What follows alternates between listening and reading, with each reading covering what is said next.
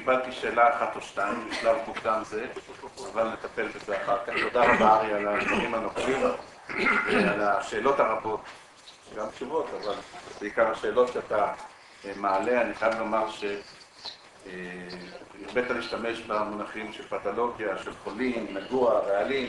אני כל הזמן חושב מי הפונקציה שמטפלת בפתולוגיה, ברעלים, בשני הצדדים, אבל זה לא נקליט אותם לפורחם. I would like now to ask Professor חליל שיקאקי, the head of the Palestinian Center for Policy and Survey Research, to give his presentation. Khalil, you have 25 minutes, if it's enough. If not, we'll have some more. So please. Thank you. Thank you very much. I share Ari's view that there is an opportunity. I think I'm certainly more optimistic today that we could find ourselves by the end of this year in a much better situation than we are in today. But I also do not exclude the possibility that we will find ourselves in a worse situation than we are today. Let me say why I think there is an opportunity, as Ari did. To a large extent, I think leaders do matter, and I think that the fact that the Palestinians have chosen Mahmoud Abbas as their leader is an indication that the Palestinians want the man who is considered to be the architect of Oslo to lead them for the foreseeable future. And I think that is an indication to where the Palestinians would like to see this process going. I think it is much better than the survey which we released today and has been published in the papers. The actual turnout and the voting in the Palestinian elections indicate where the majority of the Palestinians would like to see this process in the near future. The changes in Israel as well, I think, are positive, indicating willingness on the part of Sharon himself to evacuate settlements, return to the 1967 borders in the Gaza Strip. Certainly these are revolutionary changes if one is to compare them with the situation prevailing in the early period of the Intifada when Mr. Sharon was elected. The overall environment in terms of the level of optimism in both societies is also a very strong indicator of a changed environment. Do not underestimate the importance of optimism. In fact, after 11 years of doing survey research among Palestinians, I'll talk about survey research in the next session and you'll be bored with me. But for now, let me just say one thing about survey research. It highlights the most important role that optimism plays in the lives of people. Of all the indicators that I've been examining for those 11 years, I've never found a more telling predictor of positions with regard to the peace process than the level of optimism of people. And the level of optimism today among Palestinians is the highest since 2002, since the start of the Intifada.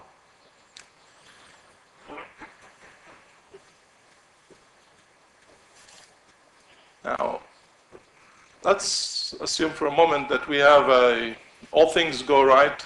How can we, by the end of the year,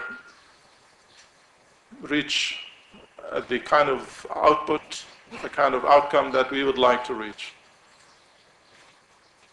A Palestinian program on the security front, return to negotiations, Palestinian economic recovery, and Palestinian political reform. These are essentially the four agendas that Mr. Abbas as Prime Minister, as a Prime Minister and as a candidate, in fact, have presented to the Palestinian public and presented as head of government back in mid-2003 as his basic objectives. I think to a large extent this is what we will also see in the coming 12 to 18 months as being his top priority. If things were to go right, I would imagine the first thing he will do is try to reach a ceasefire agreement with the factions, try to renew negotiations with Israel, to negotiate the disengagement from Gaza, open up the Palestinian political system so that we can have elections by mid-2005, whereby we integrate all the political factions into the political process, where all factions would, as of that moment, be able to influence national policy through political institutions of the Palestinian Authority rather than through violence, begin a recovery process for the Palestinian economy, assuming that recovery is feasible, and recovery, as the World Bank has been reminding all of us for the past year, there is no recovery unless the closure regime that Israel has imposed 4 years ago is removed. $1 billion, that's the amount of money that the international community has been investing in the Palestinian economy every year for the last 4 years, and has done nothing to prevent the near collapse of the Palestinian economy. And therefore the conclusion is very clear: unless the closure regime is removed, the economy will continue to deteriorate. Assuming that Israel will remove the closure regime, then economic recovery can make it possible for the Palestinians to become even more optimistic. And by the end of the year, with the Israelis pulling out from Gaza, the two sides sitting down to negotiate permanent status, perhaps, you don't know what might happen. That's the rosy picture. The less rosy scenario, of course, is that instead we see the Israeli army reoccupying the Gaza Strip in the next few weeks and months. We see the Abbas presidency and the Abu Allah's government unable to move in security. We see no Palestinian elections for the parliament in mid-2005. We see no removal of the closure regime, and we see continuation of the violence with ups and downs. The situation by the end of this year will therefore become even worse than it is today. This is still a very realistic scenario. And I think, while at the moment I'm a little bit more optimistic, I certainly do not think that the rosy scenario that I have depicted a little bit earlier is the most likely scenario. I do not believe it is the most likely scenario.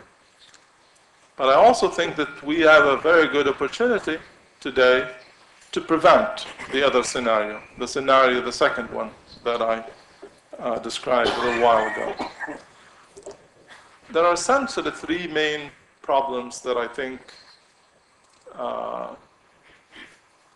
constitute the impediments to the most rosy scenario. Israelis and Palestinians have different ways, views, perceptions of dealing with three essential issues. The first one has to do with the question of violence. From these three differences, I think a lot of things follow. And one of those things is what happens, what kind of outcome we will see by the end of this year.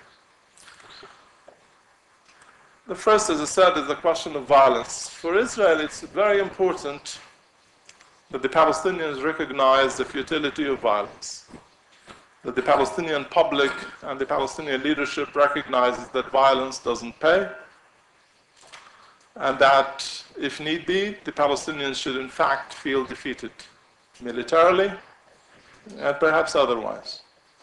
This is something that that I believe is behind the thinking today with regard to the reoccupation of Gaza before the disengagement.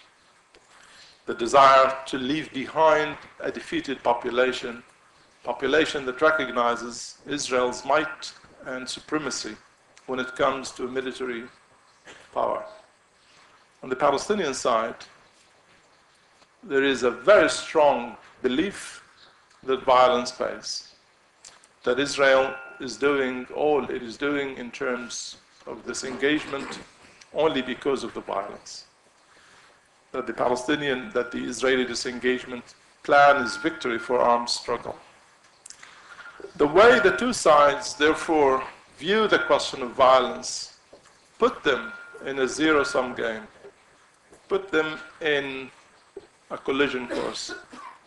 There is no way that we can reconcile the views of the Israelis and Palestinians when it comes to the question of violence. We need to find a way that can change the reality of Israelis, the reality around which the Israelis and Palestinians, through which the Israelis and Palestinians see the question, the role, the place of violence. Now, I say this is a very difficult issue, and despite the opportunity, it remains a very difficult issue because even though there is a lot of optimism, even though we have a new leadership, the way Palestinians perceive violence has not changed, even though these two issues are extremely important. That is the question of optimism and the change in leadership. How could Palestinians continue to have the same views with regard to violence despite the significant transformation that the Palestinian society has been through? We have seen significant changes in other things, in the way Palestinians perceive the peace process, but not when it comes to the question of violence. And the fact that the Israeli government did not give the Palestinian president even 1 week after he was elected and started its current campaign in Gaza is also an indication that Israel too has not changed, despite the fact that it has a new government and despite the fact that the Palestinians have elected a new president who in the past has expressed views during the election campaign in particular that clearly indicated his plan to deal with the question of violence. Israel is not waiting for him to act because Israel, I believe, is still committed to those views that prevailed during Arafat's period, that the way Israel, that Israel must force the Palestinians to change their attitude with regard to violence. This, of course, means that what might be feasible in the rosy scenario I described about, say, a ceasefire, might not be as easy as it seems. Factions might want a mutual cessation of violence, but Israel so far has not agreed to a mutual cessation of violence. Why is Israel opposed to a mutual cessation of violence? I think in part because Israel believes that Palestinians should not get a sense that there is a certain symmetry when it comes to the question of military might, that it wants the Palestinians to feel that they are forced to cease fire rather than cease fire because of a mutual agreement. This has to change. Will it change?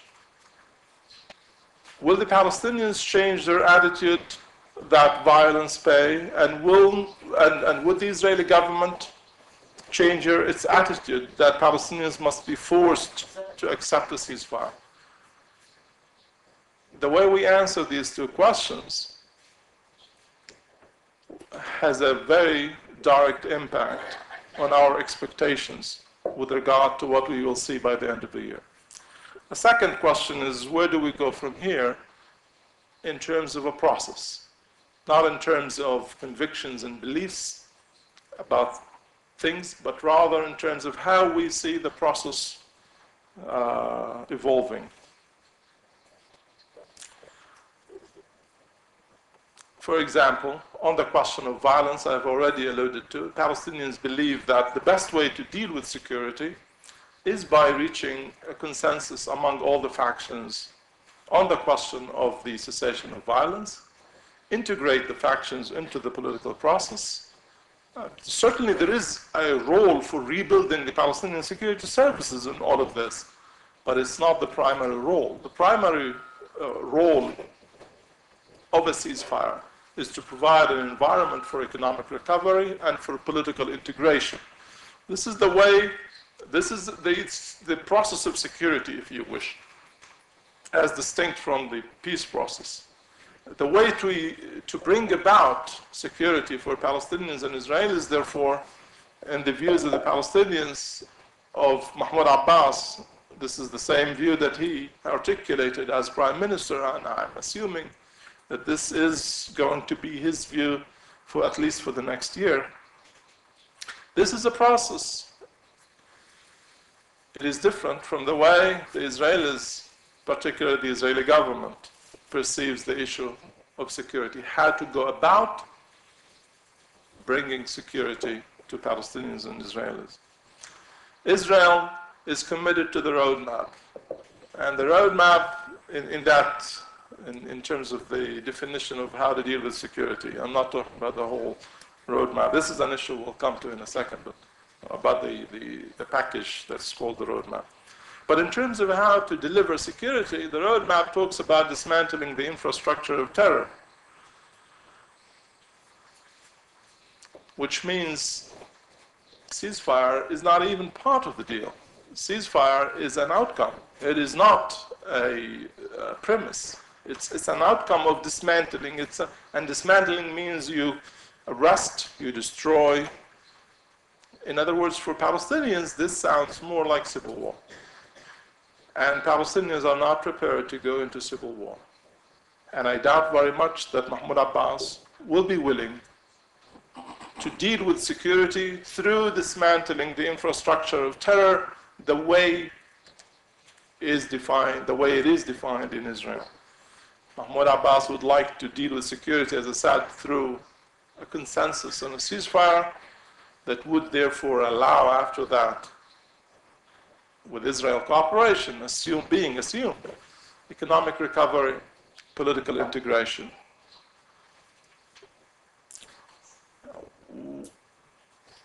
What would happen if the two sides continue to have the same views? Well, it means there will be no ceasefire, because Mahmoud Abbas will not succeed in bringing about ceasefire. A ceasefire in this, a ceasefire based on consensus is going to require Israeli mutual respect, Israeli-Palestinian mutual respect of the ceasefire. So it has to be mutual. And there is an overwhelming public support for a mutual cessation of violence. But it has to be mutual, and it has to be based on the assumption that the Palestinians, that Israel has to accept the assumption that the Palestinians, under the ceasefire, are not going to start dismantling that infrastructure. That is, there will be no direct Palestinian dismantlement of infrastructure. That instead, the dismantlement is going to be more in terms of, as I said, dealing with the existing perceptions about the role of violence by making progress in the peace process, by economic recovery, which would be able to, and economic prosperity, which would be able to begin to deal with an environment that is more permissive of extremism and militancy. And certainly, at the end of the day, most importantly, providing a different forum for groups and factions that rely on violence today, because this is the only available means to them to influence national policy. If these groups and factions are provided alternative means to affect national policy, the prevailing attitude among most Palestinians is that they will take the opportunity.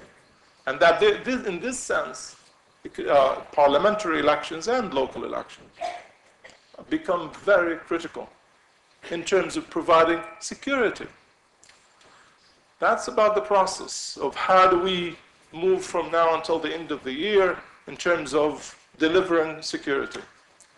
We do not have a shared vision on how to go about doing it. And until we find common ground with regard to this particular issue, the answer to the question, what happens from now until the end of the year, remains uncertain. There is another aspect to the process which I think is going to be very important as well, and this is to do with the process of peace. How do we go about making peace? I think it is safe to say that in Israel there is a very strong tendency in the Likud, particularly with Sharon, that a permanent status agreement at the moment is not feasible, that Israel should not pursue it, that the Palestinians are not ready for it, that instead Israel should aim at a long-term interim arrangement, and that such an interim arrangement could start with the disengagement from Gaza, continue to build the wall, the barrier, the fences in the West Bank, and that by doing so, Israel would be able to reduce the threat of violence, the consequences of the violence on its society, on itself, and at the same time give opportunity for the Palestinians to deal with their own needs. Perhaps down the road, after 1 or 2 or more decades, the Palestinians will become mature for a permanent status there. This vision of the process is not shared by the Palestinians. Palestinians would like to see a vision, would like to see a process that essentially looks directly at the permanent status issues and finds a solution to those issues as quickly as possible without having to go through yet another interim deal. In this sense, the immediate question is going to be, as we proceed for the next several months up to the end of this year, is what do we do with, say, the state with provisional borders that is mentioned in the roadmap. The Palestinians are committed to the roadmap. The Palestinians have 2 basic problems with the roadmap. Even though they do not publicly state it, the Palestinians have different interpretation of 2 issues. One I have already alluded to, actually explicitly stated, which is the security issue, dismantling versus ceasefire. And the second is the state with provisional borders. Palestinians, under the leadership of Abbas, and to a lesser extent Abu Ala, do not want a state with provisional borders. Even if one is presented to them today, they will say, no, thank you, we don't want it. The reason they don't want it isn't because they are against the idea of Palestinian sovereignty over Palestinian people, over more Palestinian land. It is because they are, when confronted by a vision that says the best way to solve the Palestinian-Israeli issue is to postpone it and to engage in a long-term interim deal, the Palestinians believe that, therefore, what Sharon is proposing in terms of what the international community would be proposing in a state with provisional borders would be simply stated a long-term interim deal. And therefore, there will be a very strong resistance to going that way, which means what kind of process we will go with regard to the peace process. Are we going to talk about a state with provisional borders? Are we going to be looking at the disengagement as one block in a long-term, in a vision towards a provisional state or a long-term interim deal? The answer to this question will determine, I believe, the degree of success or failure we will see in the peace process from now until the end of the year. There are serious differences here, and we need to confront them, and to confront them openly, and either reach a consensus or simply negotiate with each one of us, recognizing where the other side is coming from and what are the concerns and needs of the other side. Finally, the third issue, the third problem which I think